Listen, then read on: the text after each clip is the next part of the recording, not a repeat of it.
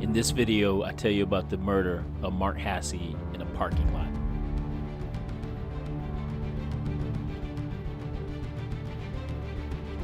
Then I take you to the crime scene.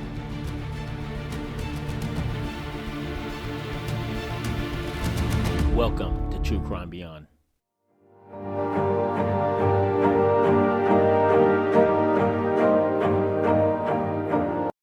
Manhunt going on right now for one, possibly two suspects after an assistant district attorney was gunned down outside a courthouse in Texas. On January 31st, 2013, the associate district attorney of Kaufman County, Texas, Mark Hasse, was gunned down in broad daylight near the steps of the courthouse by a masked shooter. The shooter was dressed in all black and shot the attorney, who was walking on the 100th block of East Grove Street in Kaufman, Texas, towards the courthouse at 8 o'clock in the morning. After the shooting of Hasse, the masked individual rushed to a car and drove off. A witness that happened to be passing by the scene of the crime when she was on her way to the courthouse said that she saw the shooting as well as the shooter, whose body and face were concealed. She confirmed that the shooter got into the car and immediately took off. The witness called 911 while pursuing the vehicle for nearly 3 blocks before the shooter escaped. She then raced back to the crime scene and was seen performing CPR on Hasse on the dashboard cam of a police vehicle. Authorities quickly started searching for the murderer. Finding the getaway car was one of the first things on their to-do list. After an extensive investigation, the police did not have any clear indication on whom might have committed this murder. Eric Williams, who was formerly a justice of the peace, was once prosecuted and charged with a theft that cost him his job and his law license, and was a person of interest in the killing of Hasse.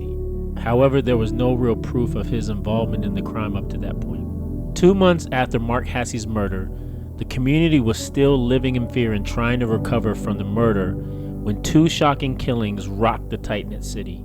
On March 30th, the district attorney Mike McClellan and his wife Cynthia were murdered in their home with a rifle. The couple's bodies were found riddled with bullets inside their house. After the double homicide was connected to the Hasse killings, authorities began to believe that they may have a serial killer on the loose. Authorities were given several fake leads throughout the course of their investigation. However, they did also receive an anonymous tip just 1 day after the McClellan shootings that helped them put their complete focus on Eric Williams. Not only did the tip lead investigators to look closer at Mr. Williams, but their own investigation itself turned up an interesting fact. It turned out that there was a connection between Mark Hasse, Mike McClellan, and Eric Williams. The only case that both Mark Hasse and Mike McClellan had ever prosecuted together was the theft case against Eric Williams. They soon uncovered more evidence that confirmed his involvement in the killings. In April 2013, Eric Williams was charged with capital murder for the shootings of Michael and Cynthia McClellan and prosecutor Mark Hasse.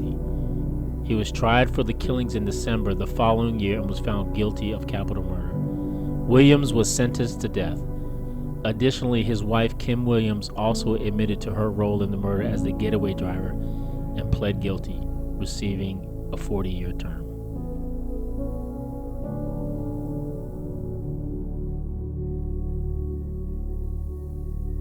So as we drill down into the crime scene, the first thing we can notice is that it takes place outside of Dallas, Texas here. And here's Kaufman. This is the place where the crime took place. So you can see it's about 30 miles outside of downtown Dallas. And as you can see, it's kind of in the middle of nowhere, I would say. I mean, you have I-20 coming out this way to the east. You have 45, major interstate coming to the south here, and kind of to the southeast is 175, and it takes you to this city called Kaufman, Texas. Now, as you can see, there's nothing out here but a lot of pasture land, a lot of farming land out here. And here's Kaufman on the way out towards the southeast, away from Dallas. And you can see it's not much here. Kaufman just happens to be the county seat of Kaufman County. So you can imagine, a lot goes on here in terms of law enforcement. Any kind of court cases that take place in Kaufman County are going to take place in Kaufman. And as you can see, there's not much going on here. There's some neighborhoods here around here, a bunch of churches and things like that. So let's just drill down here as we get closer in.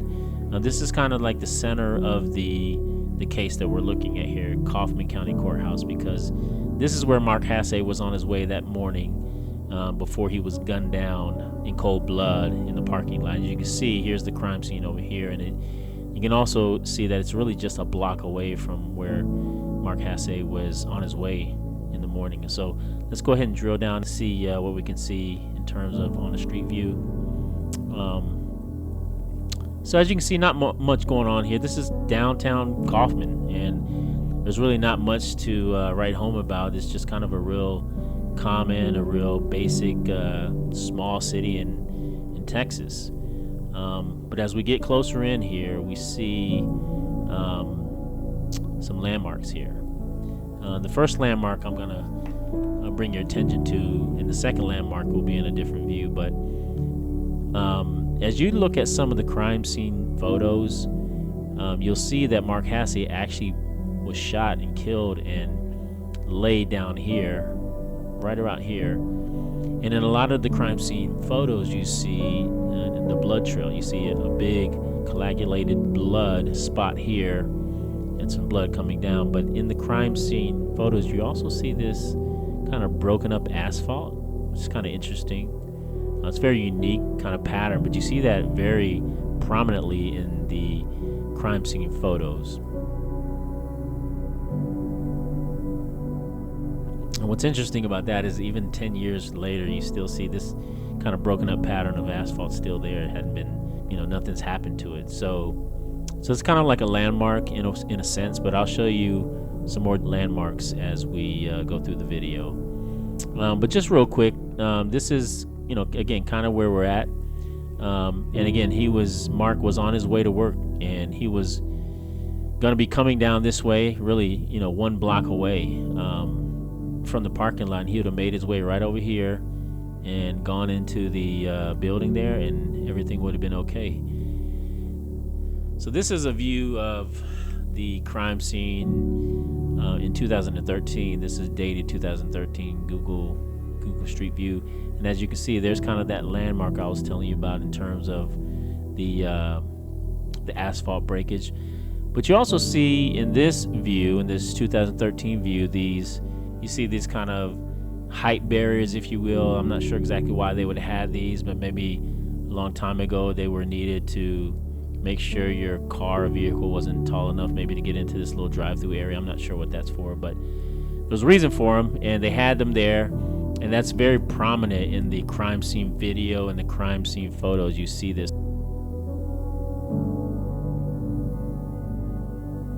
So that's another landmark that kind of shows you, we're looking at this crime scene here in Kaufman, Texas. So I'll just take you back down here, and I'll come back down the street. But yeah, not a lot going on here. Again, about a block away from where Mark would have gone, but also I want to take you to just another shot. It's this one right here, and I'll show you a picture that shows this shot here. And what you see in the shot is really people standing here. You also see some casing markers here, so you see a bunch of markers right here, but the crime actually took place over here. So I'm not quite sure what those markers are for, and you'll see that in the photo.